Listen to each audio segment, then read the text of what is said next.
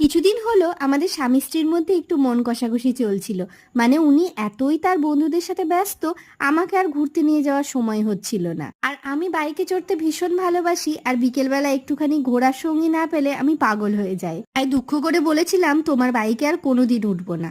ওই রাগটা দুদিনই থাকলো। আজকে যখনই বিকেলবেলা বললো চলো একটু টুক করে ঘুরে আসি, তখনই কিন্তু বেরিয়ে পড়েছি।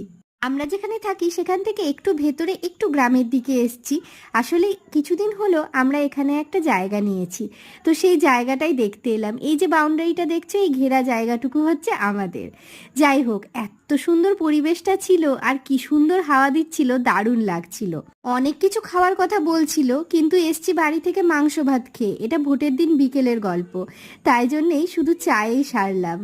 খাওয়াটা বড় কথা নয়, এই যে দুজনে একসাথে সময়টা কাটালাম, এই সময়টা উপহার দেওয়ার জন্য মোগাম্বো খুশুয়া।